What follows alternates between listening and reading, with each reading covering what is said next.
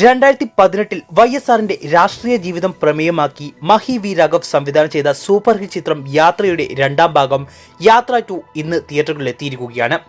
യുവതാരം ജീവിയോടൊപ്പം മെഗാസ്റ്റാർ മമ്മൂട്ടിയും ഗസ്റ്റ് റോളിലെത്തിയ ചിത്രത്തിന് മികച്ച പ്രേക്ഷക സ്വീകാര്യതയാണ് തെലങ്കാനയിൽ ലഭിച്ചിരിക്കുന്നത്. യാത്ര YSRന്റെ കഥയായിരുന്നെങ്കിൽ യാത്ര 2 അദ്ദേഹത്തിന്റെ മകൻ ജഗൻ മോഹൻ റെഡ്ഡിയുടെ കഥയാണ് പറയുന്നത്.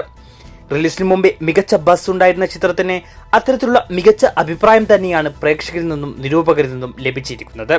യാത്ര പോലെ മെഗാസ്റ്റാർ മമ്മൂട്ടിക്ക് രണ്ടാം ഭാഗത്തിൽ മുഴുനീള വേഷമില്ലാത്തതിനാൽ ചിത്രത്തിന് കേരളത്തിൽ റിലീസ് ഉണ്ടായിരുന്നില്ല.